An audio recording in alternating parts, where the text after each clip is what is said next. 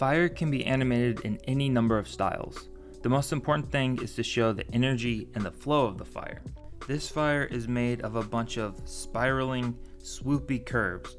So I imagine this fire would be kind of out of control, and you'd see these spirals spiraling up and breaking off into smaller flames. This is a crackling fire. To make your fire feel more frantic, you would add all of these interior flames. And the more of these you add, the more crackly and frantic this fire will feel. Here's a blocky and angular fire. This is something you might see in a low poly game where everything is made up of these straight lines. And you can make fire out of any kind of shapes as long as the fire is following the flow pattern, the energy pattern of fire, and it's being affected by convection currents and pressure and wind and gravity and all the things that give fire its dynamic flowing nature. You can create fire out of any kind of primitive shapes. This is inspired by Japanese woodblock prints, very flowing S-type shapes, and the outer flames are like these little fingers or like snakes. You can imagine these little snaky flames slithering around in the wind. Some more ideas for how to animate fire. You can do this like twisty type fire, and you can imagine the flow twisting up, coiling outwards, almost like a spring, and you see these flowing shapes. The direction comes up and it follows these curves that flow upwards. And this is a fire made of very spiky straight lines, and you can imagine these flames breaking apart extremely rapidly, spiking upwards and down, and the fire just going extremely frantic. And you can see it still maintains a 3D form, so it still has this kind of curvature to it, and it goes up in the classic triangular shape. You can also do a fire made up of totally circular forms, and I'd imagine this fire kind of being like almost like a liquid, like a more plasma lava lamp style fire. You might see this on a torch. It's important to offset your curves when you're drawing fire, the silhouette of your fire. Otherwise, if all of your shapes are the same size and going in the same direction, you have this very unappealing buzzsaw looking fire. It almost looks like a Christmas tree, and that's no good. So alternate your fire and flame shapes to be different sizes so that you have big against small and medium, and they're just flowing in all kinds of contrasting and alternating paths. The first thing you'll want to do is establish a perspective.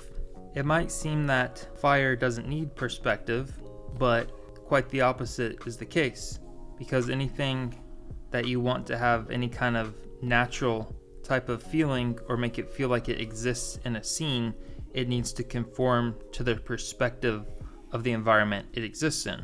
So I'm just doing a simple 1-point perspective, and it doesn't have to be perfect, just something to give you a general idea.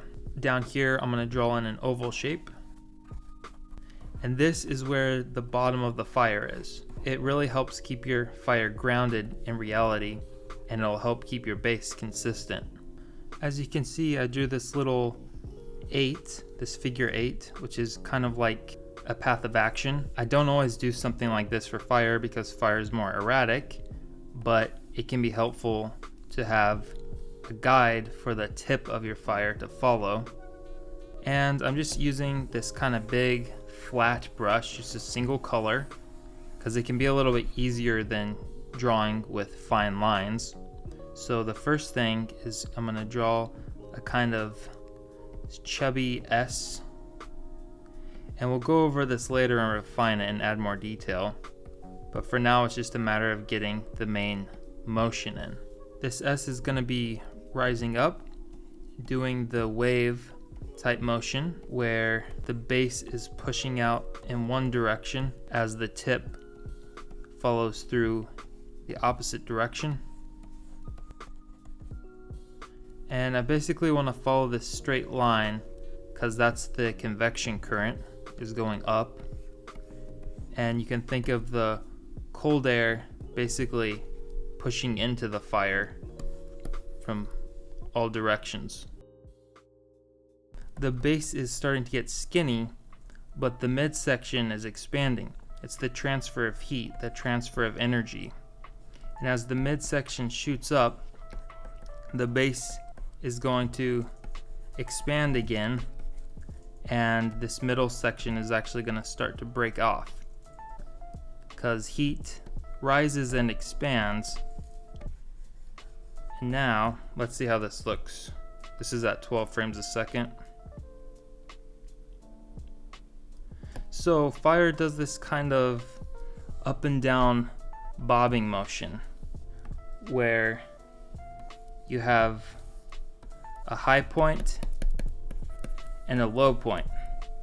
And it typically kind of starts out slow and it speeds up and shoots off from the body of the fire. So it's squashing. There's a lot of squash and stretch in fire. It tapers off to a triangular point as it rises. So that's what gives fire its distinctive triangular shape, is the cold air pushing down on the fire, kind of squeezing it out and up. The heat's rising and the cold air is pushing down, creating these kind of circular currents that swirl around in on themselves.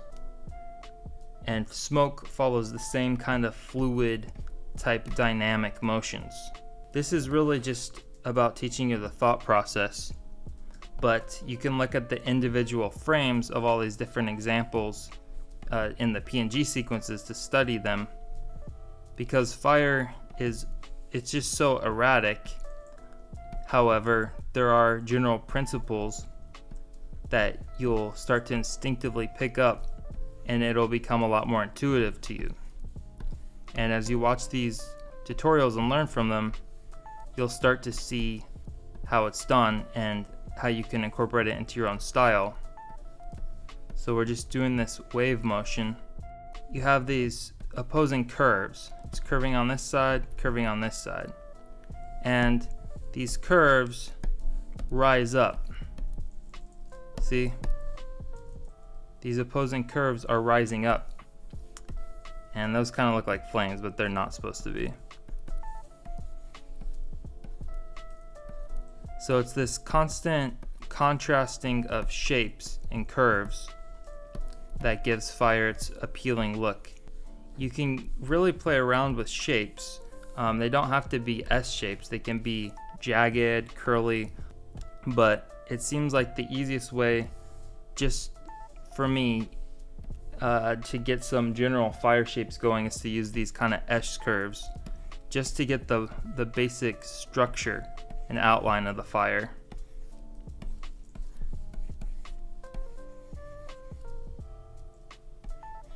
So this is kind of gonna loop in on itself.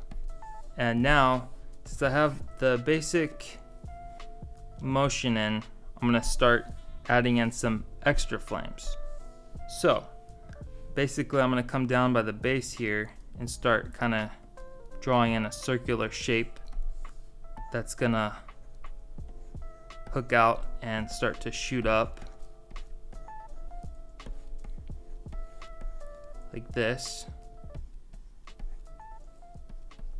and then break off into a flame.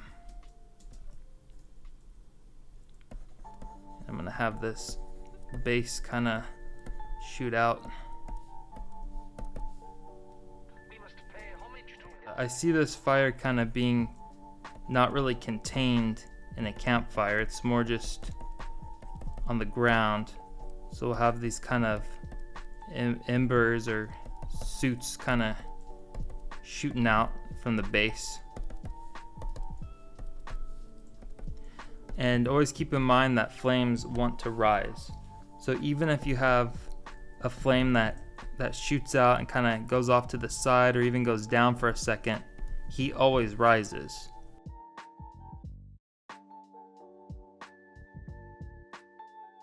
Oh no, emergency, red alert. This is a square. No, in fire you don't want square shapes. think triangles, S, and C shapes. Wait a second. C shapes. So, I'm going to be going over this and looking for any shapes to polish up, and I'll make this kind of more pointy. See, that's much more fire-like.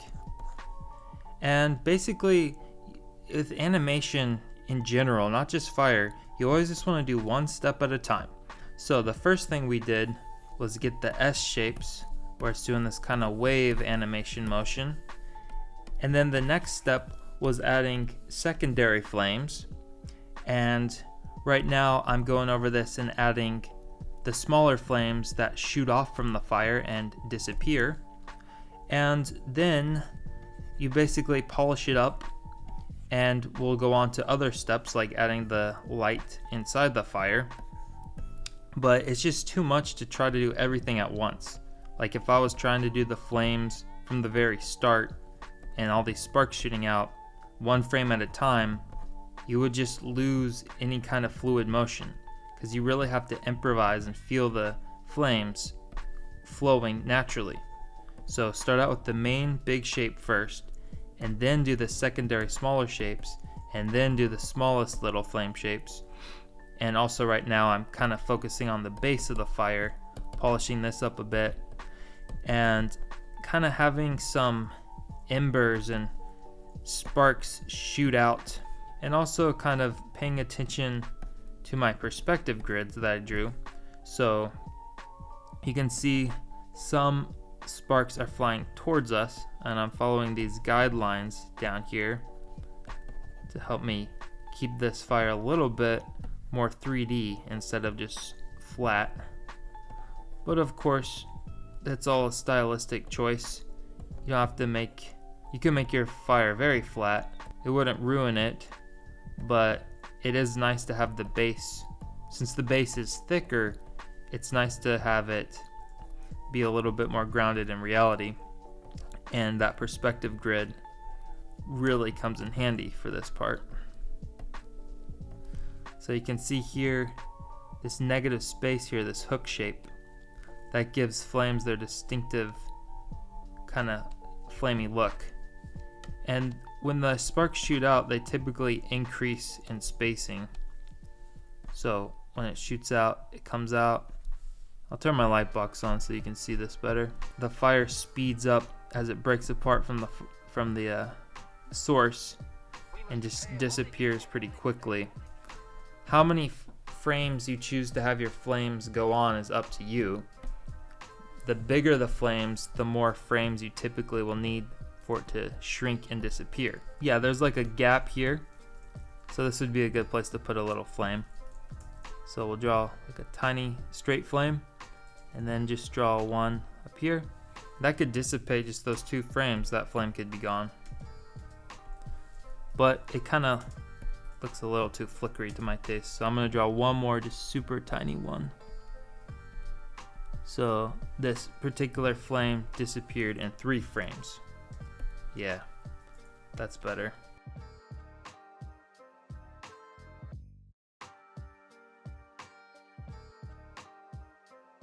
Now I'm doing the inner light flame, which is the hottest part of the fire. This is just going to be a 2-toned fire. Word of advice on drawing the inner flame is you can follow the outer contour lines as a kind of guide, but you don't necessarily want to copy it exactly. You want to have some variation in the shape inside the fire. And something I was thinking about fire, really animation in general, but especially special effects animation, is you just have to let loose and not force it too hard. It's kind of like that Bruce Lee quote about being like water, how water doesn't need to assert itself, but rather it can crash like a wave when it needs to. It can go through the cracks. It can fit into a teapot. It's basically formless, inherently formless, but it can adjust to any environment.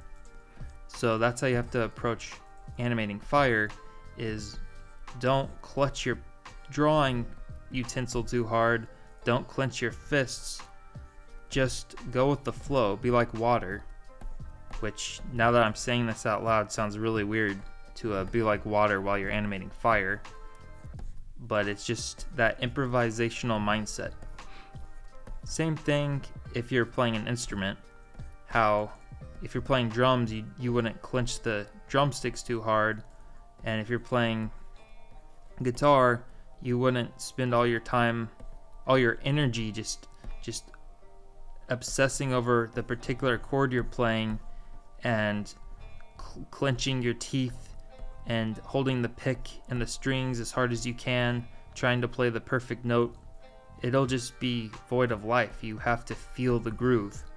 And it's this feel the groove mentality you need to learn how to take to fire.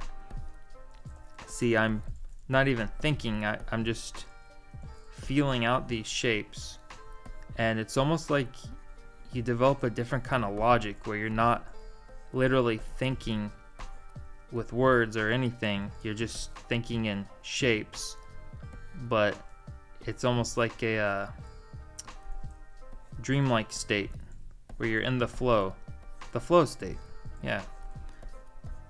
So as you can see here, this inner flame is small and it'll expand and shrink in size and just kind of follow the general energy of the outer shape, but kind of also do its own thing. And I'm just basically keeping one main shape here, anchored down at the base, fattest at the base and has a tip at the top.